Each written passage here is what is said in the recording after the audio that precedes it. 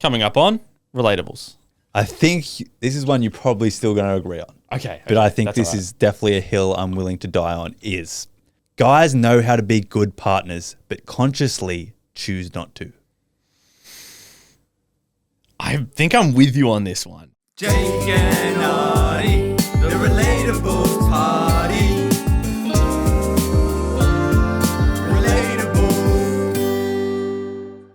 The Relatables podcast is hosted by myself, Audie Clark, a.k.a. Mummy. and my partner in crime, Mr. Jake Craig, a.k.a. Father Christmas. Father Christmas, guys. It's in a couple days. It's very exciting this time of year. And Jake, that was disgusting. Audie, that's fun. Mate, I've got it on video. I'm going to edit it in a way where everyone sees that you just shat yourself. That is disgusting. Oh, shit. Show some respect, dude. Are you serious? Is that the first time on camera? Yes. This is like I actually know of. Yeah. We're in our workplace, man. Would you do that in your workplace? What? Imagine- Actually, you're trying to tell me that when you were fucking trimming hedges as a gardener, you wouldn't rip a few. Well, I mean, you This was is a my bartender. comfortable space. You Yes, was a I would. bartender. I would walk out the back. So here's know your, what here's your drinks, guys. Fucking hell, dude. You want to know what I would do as a bartender? Is I'd walk through the kitchen and crop dust the whole kitchen, and then I would go get out to the fridge out the back and get something. You have always had no respect. I was hyping you up to saying you're Father Christmas, but now you're more like you're the Grinch, dude. You're Grinch. the Grinch. You kind of look like the Grinch. Can I actually say it? Is the Grinch more famous than Father Christmas?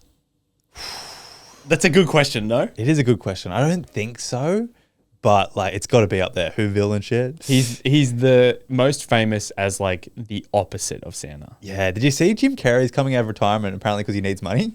I did see that on TikTok. Can't be true, though. I saw a video of someone going, "So what got you out of retirement?" And he goes, "Blah blah blah," and he goes, "And I spent a lot of money." That has to be a joke. He was the first actor to get $50 million from one film. And you know what? Imagine having $50 million. There's no way he doesn't still have that $50 million. Yeah, That's what I want to know is, the reason I think it's a joke is because that is too much money to be able to spend. That was one film, and he's done. That's not even. What's Dumb and Dumber? That was huge, wasn't it? maybe Dumb and Dumber came out first, but Maybe. the other one came out after. I don't know. The Grinch is old. Can I even say, like, I like Jim Carrey? I don't really like him. Okay, thank God, because I don't like him either.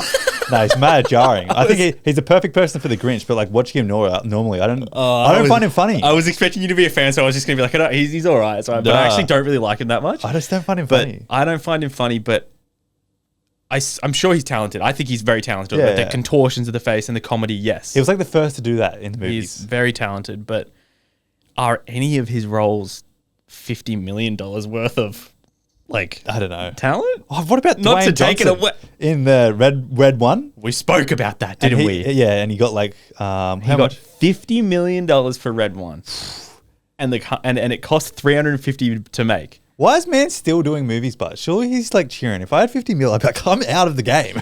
Oh yeah, at one point he doesn't do it for the love of it. No, he obviously does.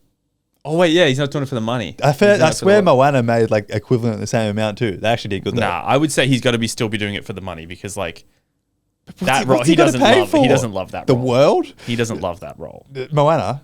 No, he loves that role. Yeah, the role in Red One. Nah. Surely he Nah. doesn't love that role. Probably why I didn't do very good. But what I was going to say, Mr. Grinch, Yes. is about a week ago, I challenged you to go to your father's, I'm using a Christmas word instead of your dad, father's Christmas party. Yeah. And infiltrate it and get some information of how we can host the best tax write-offable Christmas party ever for all of Relatable Studios, which is Jake and I. Yes. Yeah. And you had it. How was it, firstly? Firstly, it was pretty cool actually. They hired out this kind of whole like little ballroom, and there was all these circle tables that you went down. We had like 2-course meal, So it's 3-course, fancy. including dessert, 3-course Just meal. fancy. Yeah, it was actually pretty good. Is there any benefit to going like full commit and getting like a fancy like place?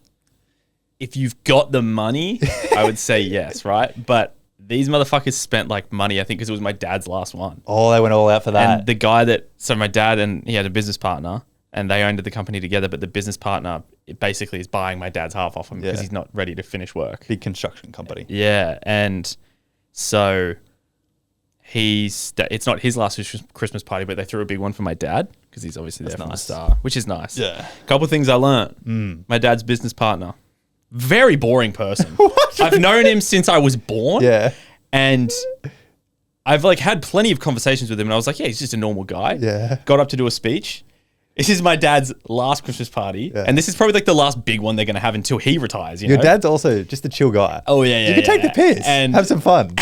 and he gets up to do it. They got one of their employees that was there for 17 years to do a speech, and it was very nice. It was very good. Wholesome. And then my dad's business partner does a speech, and he goes, I haven't got much to say. I'm just going to give a quick history of the company. Oh. He goes through this whole history of the company and the 4 projects that like actually made them go somewhere, and everyone was just like, yep. Sick. Cool. Wasn't anything personable. Cool. It was nothing personable. It was so funny. And then I found out that my dad sucks at speaking to a lot of people. Dude. Really? I'm talking like I've never seen him Like that. like this. That's funny, yeah. He has like a piece of paper he unfolds, he puts it on the fucking thing, he's got a microphone. First off, he's like, everyone's talking away from the microphone like this. Yeah. Because that's how far. Yeah. Dad goes, hello, and just goes, bing. He's like, hello. I was like, oh shit, Dad. It's so That's embarrassing. the moments where you're like, that's not my dad. eh? Yeah. and then he was doing that thing like where, you know, when someone's anxious up in front of a crowd, their mouth goes dry as fuck. His mouth went dry. How many people are we talking? Like 90. Okay, fair. So a fair few. And he's like constantly trying to get some spit into his mouth, and then I swear it seemed like he was going to cry. It always does. Poor guy. It's so funny. And then once the speeches were done, they got a comedian to come. Yeah. And wait, comedy, even if you're not very famous, is the game to be in, I found out. Really? This motherfucker came from Sydney to the Central Coast for 30 minutes. He did a 30-minute set. Yeah. $8,000. 8K. They brought him there, and they put him up in a hotel, and he got 8K. Surely that's All a a tax rip-off. write-off. Really? Tax write-off. The entertainment for the Christmas party. It has to be a tax write-off. But that is, yeah, it obviously is. But what else? Well, we can't expend 8K on some. Should we get some entertainment? Basically, what should we get? Yeah. Well, I don't That's the know. question. I don't know. What else can we get? Mariachi. Yeah, mariachi band.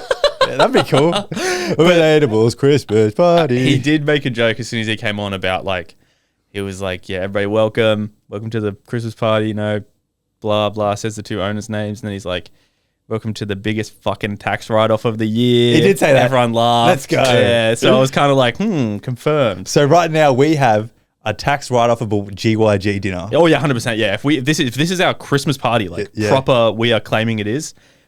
Let's go ham. Yeah, fuck. Let's order enough so we get socks and stuff. Fast the whole day. Yeah. So I get everything.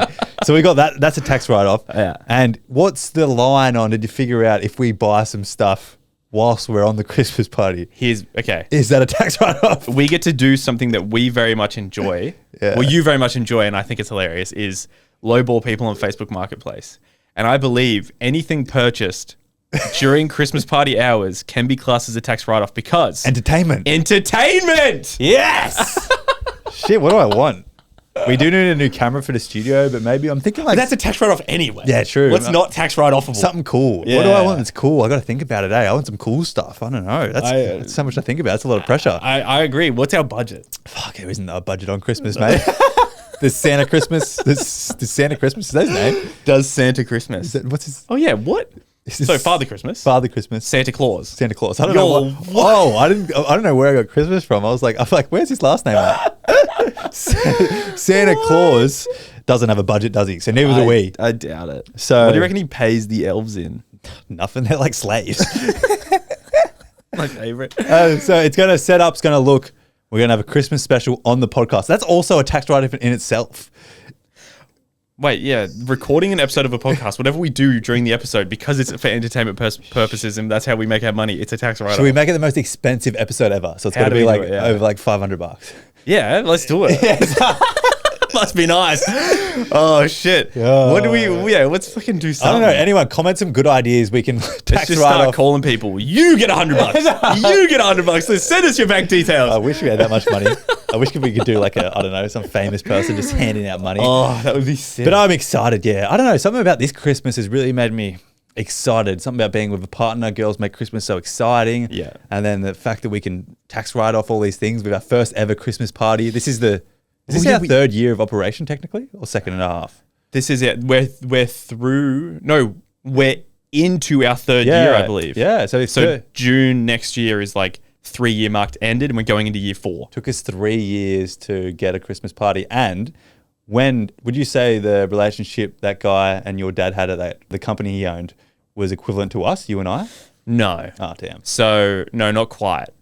They've known each other since they were young, but my dad is the same age as the other guy's older brother. Right. And then my dad's business partner, he actually was my dad's apprentice. Oh, really? Yeah. And they worked. That's kind of like you and I. I'm Yoda and you're Luke Skywalker and I teach you everything.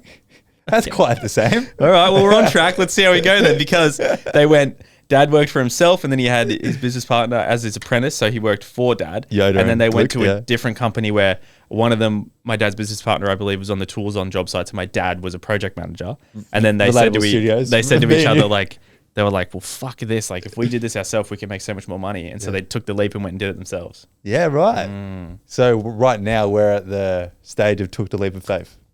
So yeah, we're at the leap of faith stage, and 17 years down the track, we could be talking about whether or not it worked. The track, I'll be like, all right, I'm not going to talk about Jake at all. I'm just going to say... This is the history of Relatables, everybody. Yeah. Unfortunately, Jake is leaving. He's going on to bigger and better things, but I want to give the history of Relatables up until this point. So it was my idea. It was my idea. I've said it once and I'll say it again. We were lost. Okay? It was my idea.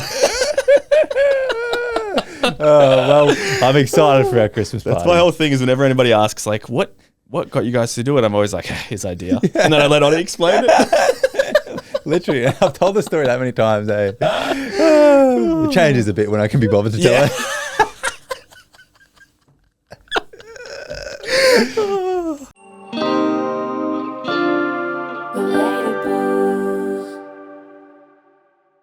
All right, Jake, I'm about to rattle off some things and tell me what they are at the end.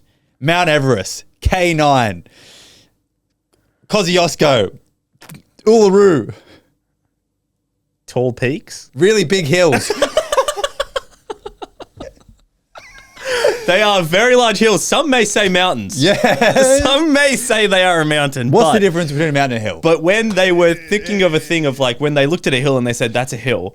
And then when they looked at a mountain and they said, well, that's just a really big hill, but we don't want to just call it that. That's boring. So we need to call it a mountain. Yeah, exactly. So if you looked up the definition of a mountain, they would say a hill plus a dip. To me, but hill, mountain, tomato, banana.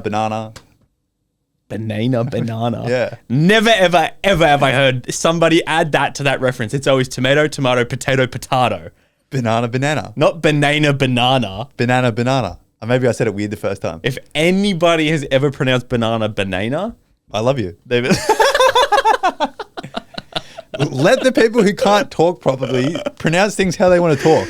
All right? Okay, I'm not here to judge, but the hill I'm willing to die on is that banana should only be pronounced banana. I think that was you introing the segment.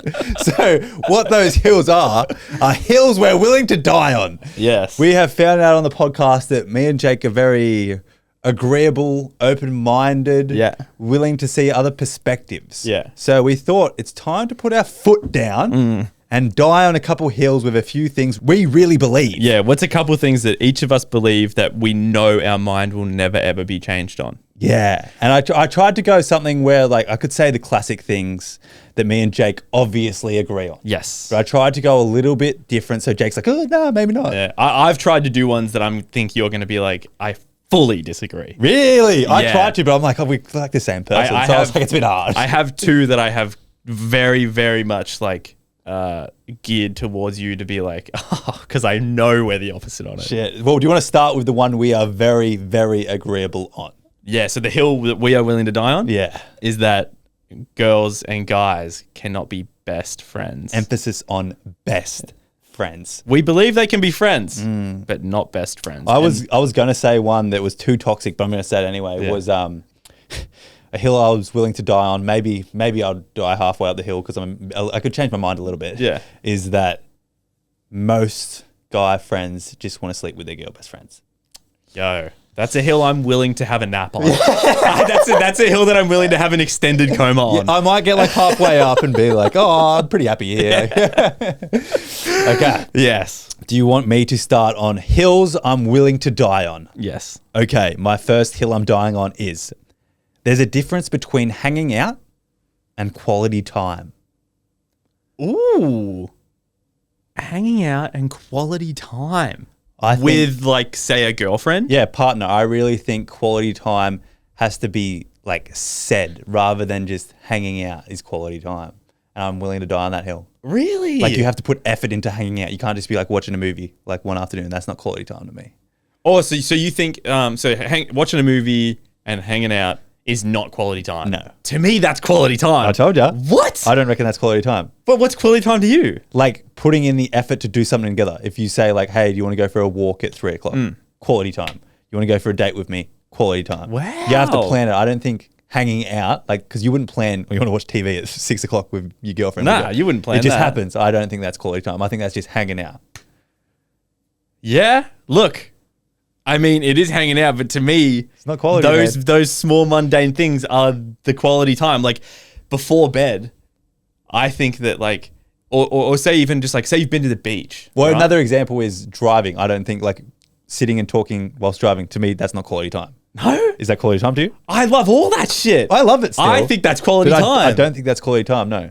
No, I think that's just like making the most of the situation. That's not quality time. but that's quality time. no, quality time's planning it. Making the most of the situation is quality time. But so that means, so quality time is in the eye of the beholder, though. What's with you and this saying? In the eye of the beholder. So, let's say I have gone to the beach, hung out, planned it, Quality time. quality time. Yeah. But you come home, nothing else planned for the day. Yeah. Sit down, non-verbal TikTok time with your girlfriend.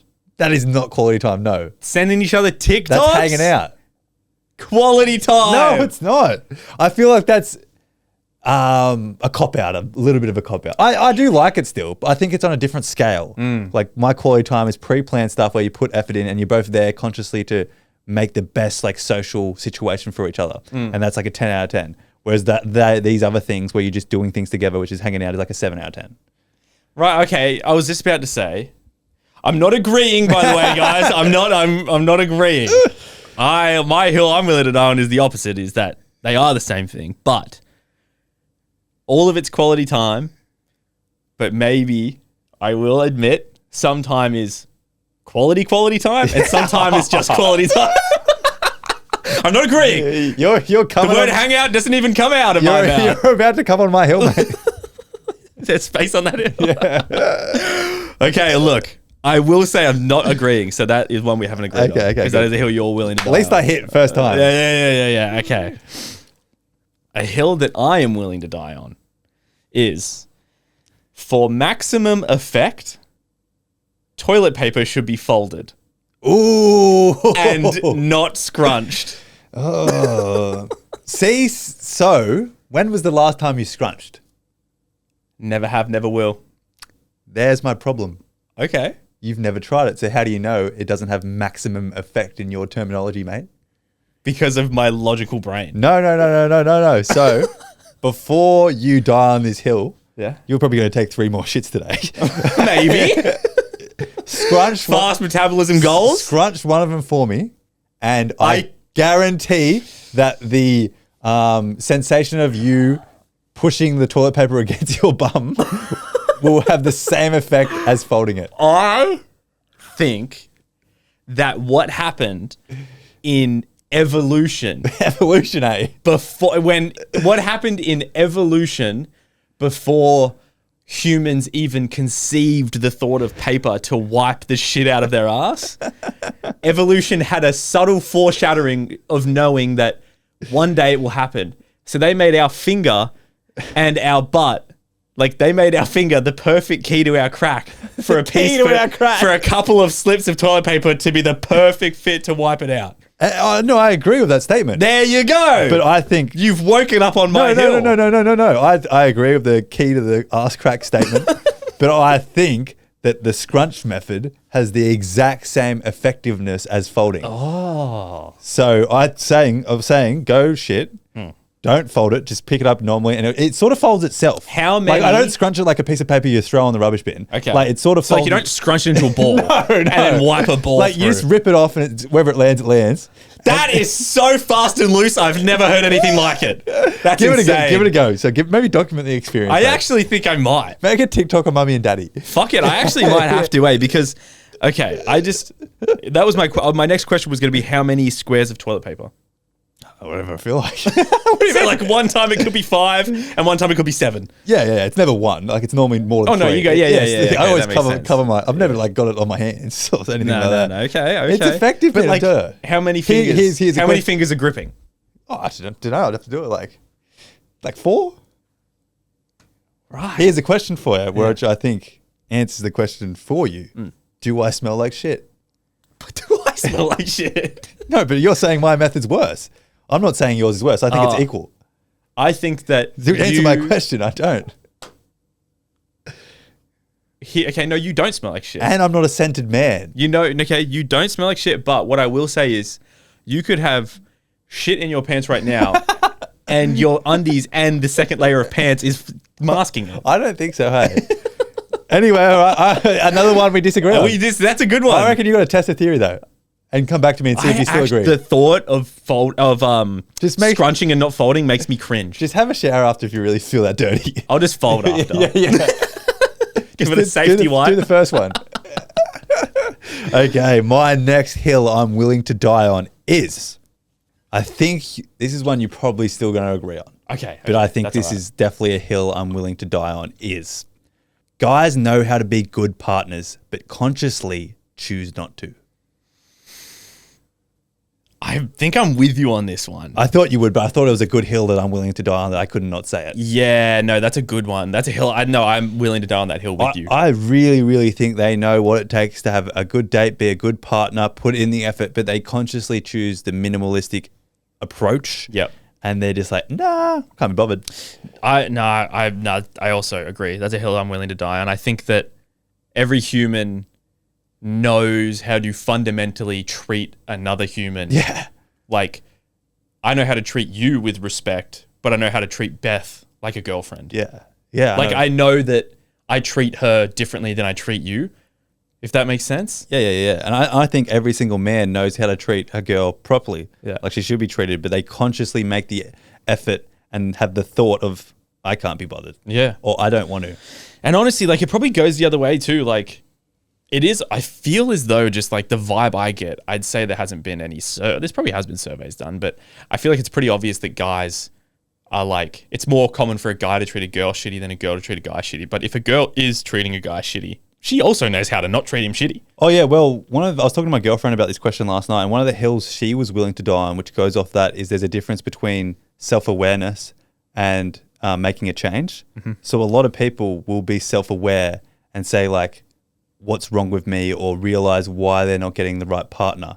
And rather than making a change and making the conscious effort to do better from themselves, they do the minimalistic approach, and then they attract minimalistic boyfriends. Yeah, okay. So there's a difference between those two things. Interesting. Because I also think like a lot of relationships, like you attract what you like.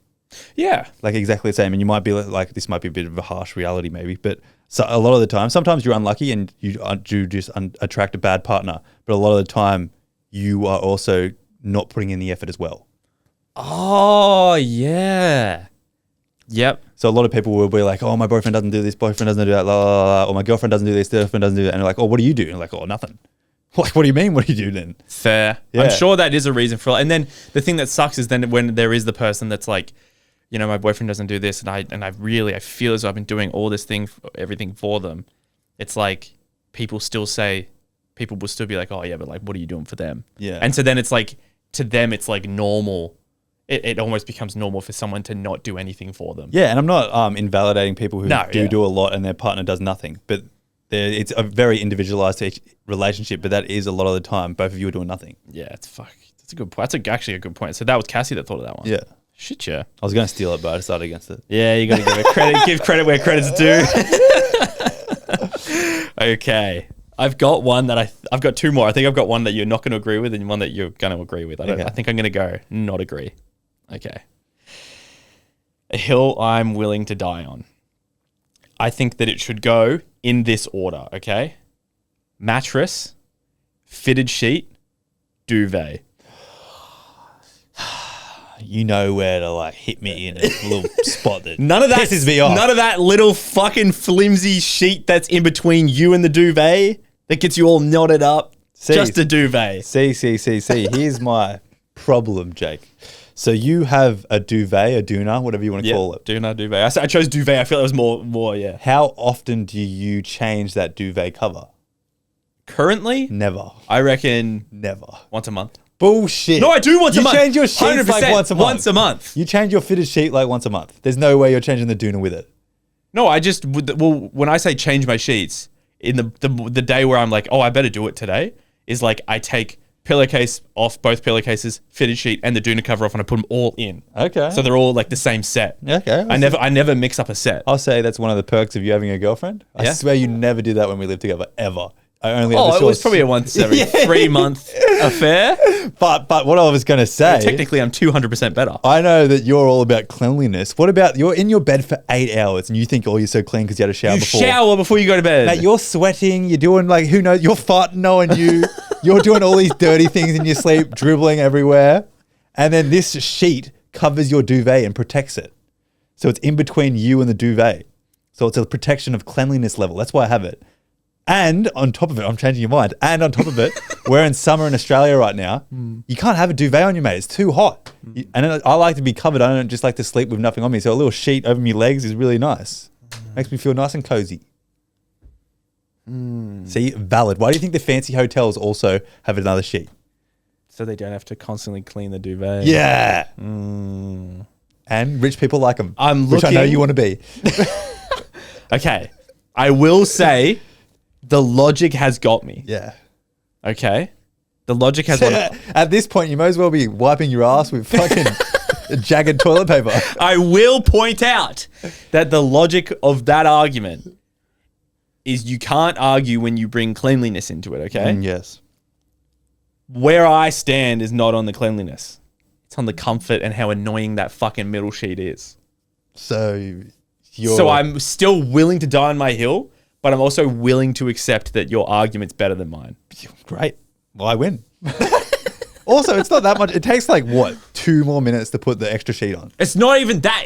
I hate it being there. Why? The feeling of it being there. Yeah, but I hate it. I want to wrap up in my doona, my proper duvet. yeah, and sweat on it and fart I on want to it. fucking Not wash it in 3 months. Yeah, righto. Okay. Well, I think obviously I'm right. So moving on. You ever washed your sheets and then like the first week of your sheets being washed? Or how often do you change yours? Like once a week. Okay, well, so let's say the first day for you. For me, it's the first week. The first day of your sheets being washed.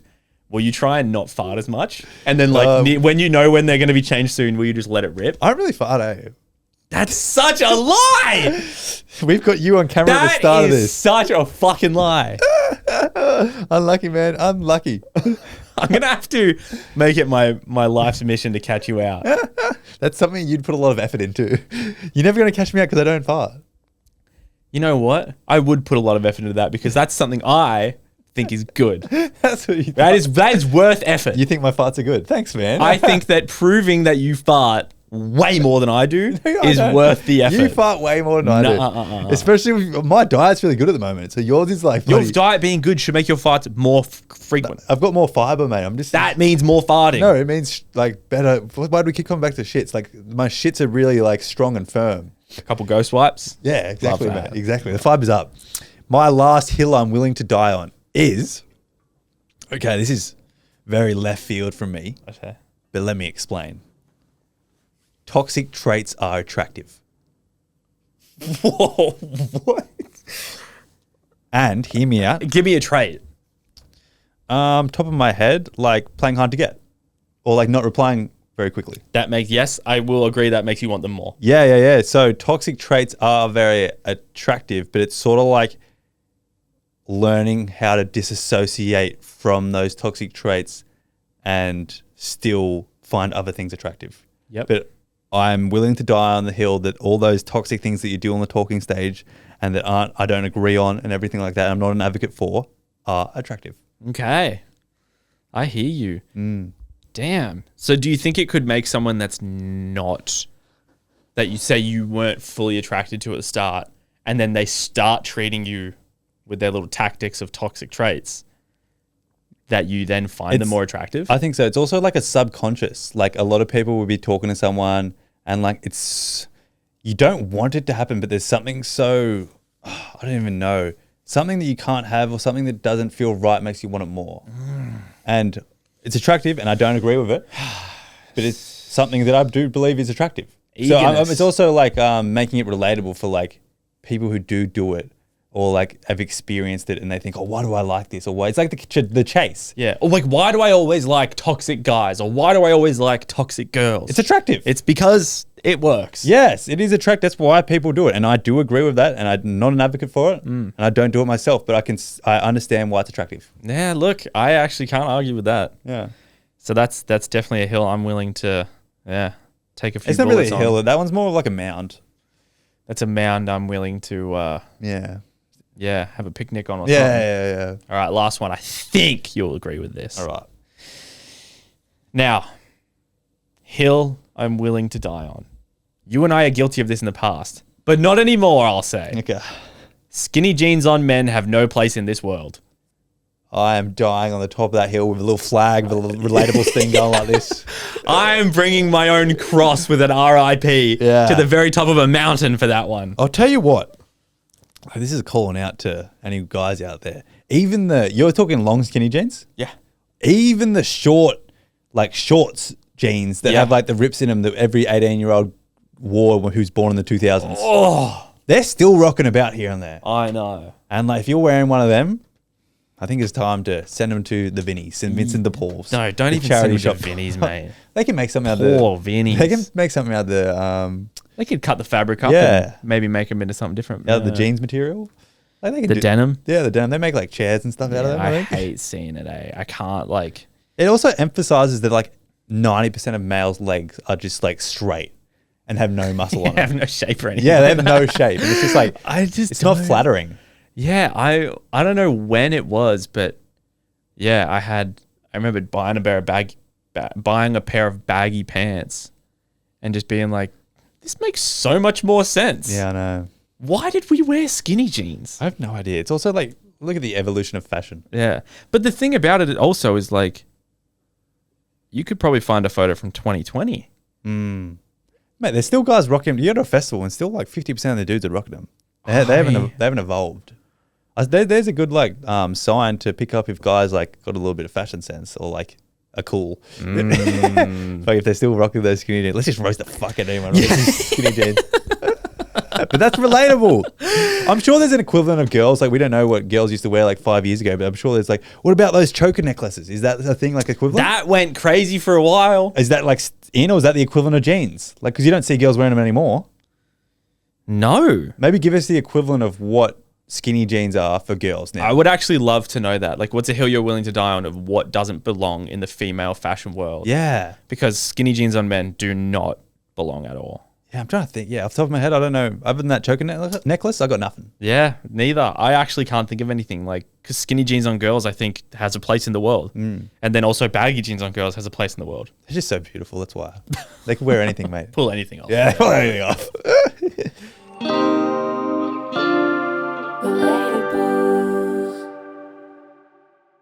Oddie, last week, you brought to an episode a segment I quite enjoyed about comparison. Yes. That was it. It was about comparison, right? Your relationship expectations are ruining how you love. Yeah, That it's like social media ruining relationships. Like comparison this, comparison that. Yeah, And yeah. I do fully believe that. And like the classic age old saying, comparison is the thief of joy. And not once did I even think this while we were talking about it, right? Yeah. And like, so yeah. And then You were on my hill, mate. I was fully. I'm still on the hill. Yeah. But it just thought it was interesting. So, but Beth listened to it, Oh. and she was like, she was like, I agree with you, and she was like, it is funny though. You could make good points as to sometimes comparison is good. Okay. And I was like, oh yeah, fair enough. And she was like, well, sometimes you could be in a relationship that is very toxic, that it's like maybe it's your first relationship and you think it's normal, but then you see a friend in a very healthy relationship and you're like, whoa, what? And so then that form of comparison has opened your eyes. Ooh. Which like, and I was like, oh, that's a good point. That is a good point. And so then I was trying to think of more like ways in which comparison can be good. Mm-hmm. And so I think I was just like, fuck it, like trying to play a little devil's advocate on it and wanted to see what you what you thought. Oh, I completely. As in like, yeah. I agree completely. And I think this also brings up a good point of where like a lot of things we say on the podcast are like open to interpretation. Yeah. Like, not that I think that we were wrong or you were wrong. I don't think either one of us were wrong because I think the best thing about a podcast or taking away any information is like taking the good parts out of it, and exactly what Beth's done, saying like there is some, I see merit in that, but also I'm going to make my own mind up and take away that there are good parts from comparison. And I can admit that I see that too. Yeah. Yeah, no, I see that. And I thought it was funny, And I was kind of thinking, but I guess another rebuttal to that is like, did we focus on, not really. We spoke about social media a lot, but we also were like, oh, if you're in a relationship where, you know, the sex isn't often and someone else is talking about they're having sex all the time, blah, blah, blah. Like, but if you're happy, then it's fine. Like, don't compare. But I think like one of the biggest ones was, like Beth was like, sometimes the best way to get out of a toxic relationship is to see a healthy one. I think my whole mindset was coming from a place of you're in something decent already. I didn't look at the negative side of the relationship really. Like if you're already in something bad. Yeah. Which I should have done in more research and done, which I think is good. Yeah, it is good. I mean, but if you look at it in I don't know. I just found it interesting. I found it very interesting to think. I couldn't really, to be honest with you, I'm sure like if you spent time thinking about it, apart from, you know, the one where you figure out you're in a toxic relationship, I can't really think of like other ways of which comparison is good, because it's like you could compare yourself to someone else that's the same age as you and maybe they are further behind. Yeah. And so then you therefore feel kind of good that like you're ahead of them, even though like you don't want them to feel bad that you're ahead of them, but you feel good that you're ahead of them. So it's like, is that a bad form of comparison because you're getting a big head? No, oh yeah, exactly. You know, or is it good because it's making you feel good? Yeah, it's hard. It's exactly. It's very hard to say. I'm trying to like analyze it and think of more as well, and like I can't really think of them, but it's also I've said it before. Social media has a lot of bad things. The main comparison is comparing to people online or maybe even your friends, and it's sort of like taking away the good things when you see them and disassociating from the bad. Yeah. And not comparing, which is a good little lesson as well from taking away social media, taking away from your friends' relationships. And yeah, especially if you are in that situation where you're in a toxic relationship, it's definitely a good thing to see someone else is, I don't know. Yeah, it's just hard too, because my rebuttal for that is if you're in a toxic relationship, you're not going to be able to see it. Unless you see a healthy one. Yeah. But even when you had your first relationship, great example. You were in a toxic relationship. Yeah. I'm sure a lot of your friends were in, maybe not the most healthy relationships, but decent relationships. You still didn't know you were in a toxic relationship, did you? Yeah, I think there was a point where I figured it out, but I was like really hanging on, hoping that it would change. Right. There was a point in time where I was like very jealous of everyone else's relationship because of like all the freedom that they had of like just being able to hang out with mates and like their girlfriend not caring. And I think I just kept hoping that like it would change, and I never said anything. Like I never called her out on it or anything like that. Was there I suppose it is a good thing because you don't know what the switch will be for said person in that situation, and it might be a friend in a healthy relationship. You're like, oh wait a second, why is mine so hard? Yeah, it's weird. Was there a certain switch in yours, or just was just like, oh, I'm waiting for something to change and it just doesn't happen? The switch in mine was when my parents had to get involved. Right. Yeah, my parents were like, nah, I can't watch it anymore. They did a good job really trying to let me figure it out. Yeah. Like, nah, I can't watch it anymore. And then broke up, got back together. My parents were like, fuck, hands up. Yeah. Like they were like, really, you know? Yeah. Threw the hands back and they were like, we tried. Yeah. And then, and then that was just immature and dumb. Like, I kind of feel like I needed to do it to figure it out though. Yeah. And then I will say, I remember just waking up one day, like I fully I was at her house. The night prior was sweet. Woke up, and she was mad at me for something, and I was just like, I'm a super understanding person, and never ever, even back then, like never wanted to invalidate feelings at all. Yeah. But I knew I had done nothing wrong. Yeah. I was like, you're feeling like shit for 0 reasons right now. And then she went to work. And before she went to work, she was like upset about the fight. And she was like, I don't want you to break up with me. And then I was like, I'm not gonna. And she goes to work, and I left and went home. And then when she got home from work, I broke up with her. I was like, fuck. I just remember being in the car, and I was like, I know I said I'm not gonna, but I made the decision. And then like that day, like I did it, and weighed off. So I guess you never know what is gonna. I would say brain. In my experience, it's like you don't. For me, at least, it was just a. Yeah, so you never know. And There's no way to know. and when it hit me as well, euphoria. Really? I was like, I have free will. Yeah. I was like, wait a second, I can break up with her forever. I can never see her again. Yeah. Wow. Weird learning experience actually when you think about it. I guess my rebuttal to that, talking about we were dying on hills and stuff, I see Beth's viewpoint. Yeah. I was kind of like, fuck, I didn't once, like while we were talking about it last week, not once did it come to my mind. And I guess what she said is completely true. And like, if they see another relationship doing good and that's the switch, but also like that person's got to realize it for themselves. True, that's a good point. She gave me other examples of other like good comparisons that I completely forgot. Yeah. Sorry, Beth. I'm really sorry. And I'm still Beth. I'm with you. Trust me. No, I see your point. I think it's right too. I know what you mean. Actually, that the person is not going to do anything until they decide to do it. Yeah. And I think one of my arguments was just like, if someone in their good relationship shouldn't put their views onto that person and force them to see their point of view, even if they know it's toxic. That person needs to realize it for themselves. That's a good point, actually, because I feel like we've done that before where we've tried to tell someone they're in a toxic relationship and then it kind of just like hinders your friendship because then they're just like, oh, well, they don't see her like I see her or they don't see him like I see him. And then takes them even longer to figure it out because then they're trying to prove a point. Yeah, so maybe there is a little room for comparison when you're using it in the right way. First time I got back together with my ex-girlfriend, the first ex-girlfriend, the bad one, I didn't even tell JJ. Yeah, our best mate. But I just got a text from him one day out of the blue, and all it said was, "You idiot." That's such a him thing to do too. And I was like, meh.